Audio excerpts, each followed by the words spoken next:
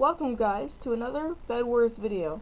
This is a voiceover over the original video because I realized that it's not the best quality, what I'm using to record it. At first I used a recording software called OBS Studio. I tried using that to record, but I don't know what caused it. It's a bit laggy, very low FPS, doesn't record. So I figured the Xbox capture system is probably my best bet and safest way to go when recording. I've been doing a lot better. I've been coping. Talking to people really helps. Getting your feelings out really helps. Because if you get your feelings out, you are expressing them. And once you've expressed your emotions, you can start feeling other emotions. There's not really much to talk about, to be honest. Oh right, yesterday, me and my older brother were sitting on the front lawn just listening to music, and one of the neighbor's kids was walking their dog. So my brother just goes like, what you doing, kid? And the kid just goes, I'm not a kid! Like voice cracking, it's really funny. Yeah, he was walking his dog, and we've interacted with him before. My brother's played soccer with him before. Kind of just like walked with him around the block while he walked his dog. Then we went home, and then I got my dad to take us to Arby's. At first I wanted to go to a Carl's Jr., but the Carl's Jr. was closed, so I couldn't go. Well, we couldn't go to get chicken tenders. All I wanted was chicken tenders. So we went to Arby's, because Arby's closes at 12, I believe, and we got chicken tenders. And also this, they have a new menu item called the loaded mac and cheese. The loaded mac and cheese, it's really good. I'd recommend it. My eye hurts, I gotta rub it, hold on. Make sure I'm talking over it. I don't remember if we won. I think we did run. I think we did win. I kind of don't really get to have music, because I wanted my audio to be as clean as I could, which is why I'm doing a voiceover with Audacity. I think next time I record a video, I'll just put Audacity also recording my audio, and then I'll put the capture system with just the whole thing there. And then I can put the two together in the editing software that I just got. Because, surprise, surprise, I ended up having to reinstall Windows and do the whole computer setup process. Cortana sounds great, by the way. Cortana's voice is just... So, I had to reset the whole thing, because I forgot what I set my password to. And I also forgot what I set the administrator password to. So, it's just a complete reset. But I still have all my accounts. I re-got everything that I needed, everything that I use, everything I use on a day-to-day basis, like Roblox, Opera GX, Minecraft. Yeah, that's about it. I don't really use anything else in my day-to-day life. But when I'm making videos, I have the stuff I need, like Audacity, Windows Player, and this. I searched up some really good free, no watermark editing programs or software I could use, so I got one of those. I will be adding music in once I start editing this. I ran out of things to talk about, but I've noticed there's this I have a habit of talking to myself a lot, monologuing, kind of, just because I'm always in that mode where even if you're playing alone, you'll be talking to yourself. You'll just be talking to yourself about random things. For example, I was watching TikToks. I keep getting TikToks with Reddit stories and text-to-speech. So I was watching TikToks, and there was a AITA post on the Am I This Asshole subreddit. And I was listening to it, and for some reason, I paused and started talking to myself about it. I think it's just that, creator mindset. You're always, you have an imaginary audience. Yeah, you kind of just have, an imaginary audience in your head that you're talking to. I don't know what correlation that has to do with YouTubers. I think it's because we kind of grow up wanting to be YouTubers, so we get into that mindset of like talking to an audience and talking to ourselves alone. I think that's what happens. I don't have any stories to tell because I kind of just forgot like my entire childhood. Not my entire childhood, but I forgot most of it. So I can't really tell any stories from my childhood because they're really short stories. And if I want to share a short story, but if I also want to make content, I'd have to add up a lot of short stories, and then I run out of stock for short stories. So unless I start going to like Google or Reddit or whatever people post their stories to, I'm probably going to run out of stories to tell, unless I write them myself. But I've never been really good at writing stories. I could try, but I'm best at writing one-shots if I try. You know, I am not really the best at creating something that takes time and effort. I'm better at writing things that are one-offs. You know, I can write things that are one-offs because it's easier for me to only focus on one kind of situation. It's not really easy for me to focus on several situations that are long because, you know, stories have chapters. Chapters have many different sentences and character interactions and actions and things that are happening and events. So I kind of just I can't write things that are long. I can write one page or maybe even 12 page at best improv writing, because I can never make myself have a setup. I can never make things set up to go to write a story, because most people, they would write their character's personality, the plot, but I don't really have a plot. That's the thing, I can never really make up a plot for me to write a story about, because I'm more character focused. I like seeing characters more as people and writing just about the character and their personal experiences more than anything else, which is why I kind of struggle a lot to make stories.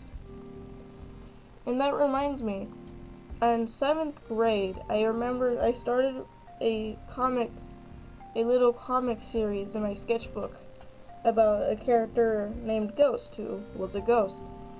And I would just write about his daily tactics, things he would do, because I remembered about I wanted to make those kind of creepy doll things that are like possessed by ghosts. I wanted to find a way to make it cute. So Ghost, the ghost, became the first character who was like that.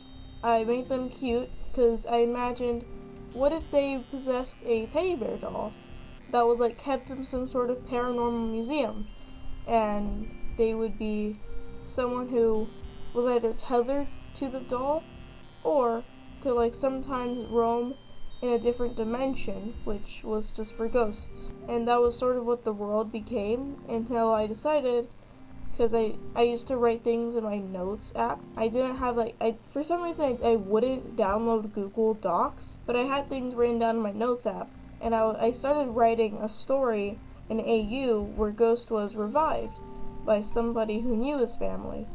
And that ties back to Ghost's backstory, because Ghost is a ghost, and how do ghosts form? When someone dies. So I was thinking, what if Ghost was like someone who people wouldn't like because of how he was born? And what if that was the whole thing that happened? So I decided, Ghost is gonna have this really traumatic kind of death. But then he would be revived after many, many years as a ghost, probably decades as a ghost, really. And he'd meet this person, the person who I decided, I was also thinking about it a lot, and I was talking to people in like a Discord server about this, what I would want to write revival being like. I was thinking, should I write it as their body being like the state before they died? Because I also had this system in place in the story of Ghosts. Well, in Ghost World, I had a system put in place, and the system was simply that some ghosts would appear and be created from the soul of who they used to be, because they either had unfinished things they wanted to do in their life, or whatever you would know ghosts to be. And I was thinking, how can I work with this? How can I involve this into my story? And I also remembered this kind of legend. I forgot from where, but it's basically that if someone isn't given a proper burial, they will come back and just like terrorize someone. I don't know who. If somebody hasn't had a proper burial, then they will be vengeful. They will come back as a ghost who was with the explicit task to get revenge on whoever made it so that they wouldn't have a proper burial or have an unmarked grave. So I was thinking, what if after Ghost had died, he had most of his body disfigured? Because I was thinking, some ghosts who they die of natural causes, but they're still given an improper burial, which is, like a funeral procession, in whatever kind of way you'd want, whatever kind of culture, just a proper burial depending on the culture, Not like depending on one culture, just every different kind of culture has their own funerary practices. So I was trying to think, if they don't have a proper burial, they'll come back as vengeful, but some ghosts are faceless. Their body was too disfigured to recreate their form as a ghost. How like people say some ghosts look like people from the 1800s, and they look like people. You can obviously tell they're people, and they have human parts. I was thinking, what if you couldn't tell that the person was human? Like, what if you looked at their corpse and you just couldn't tell that they would have been a human? Or you couldn't see the shape of their body? So I was thinking, what if we went with that? What if that makes ghosts who are like traditional how people see ghosts, as like this sheet with eyes cut out that just floated around? I was thinking, what if we went with that? So Ghost would be like that. However, I was also thinking, because I remembered suddenly, there's a character from the anime Fairy Tail named Juvia. I think her name's Juvia. She would make she would sew these dolls, which are basically just like good luck. Like, there were signs for like good weather, because Juvia had this power to affect weather, because she was like ice and snow and all that Elsa shit. Sorry for swearing, by the way. So the dolls would symbolize, like good luck for weather. And the character Ghost, when he was in his ghost form, because I had different types of ghosts, I already talked about this, Ghost would look like one of those dolls. It would be like a circle for the head, it was like sewn in at the neck, where the neck would be, and then the rest of the fabric just falls, and that's the ghost. I made several ghosts, actually, for my friends. I actually hand-sewed them for my friends at school, and I gave the ghosts to them. I have my ghost with me. He's hanging off a picture frame. But back to the story. Ghosts, the world of what Ghost lives in, I've already said this a lot, but I need to make it better. I need to, actually make it sound more realistic. Also, I have Roblox open. I have to close that. I closed it. So we have different types of ghosts depending on how the person dies. If the person dies and their body is intact, if they're preserved in any way, then the person would look like how they did when they died. Because how they looked when they died was just human, You could tell who they were, you could recognize them. That's the first level of ghost, recognizable. Next one is whatever kind of creature. If the person did not like their body, then they would be some sort of other creature, or they could choose how they looked. If they could choose how they looked, then they would simply look how they wanted to be. Because ghosts, don't have physical bodies. They don't have to be stuck with the kind of body they had when they were alive because they're dead. So I was thinking that because of that, they would be some kind of creature, like elf, like whatever kind of fantasy thing they wanted, they could be. That's the second level, just something inhuman. Third level is faceless. That is for people who simply had a more roughed up body when they died. Like if they were murdered, they would be a faceless ghost, but they would still have that kind of humanoid shape, so that's the faceless. And then the fourth level, which is what ghost is, which is, a ghostie. Someone who's just a sheet with eyes cut out for their face. And that's what ghostie is, because, he's dead, but his body was it's a bit graphic, but he was mutilated, so because he was mutilated, you couldn't really recognize him. He was also a bit burnt. I don't really know how to draw burns, so in one of the drawings I did for him, he did not really look like he was burned, but he is.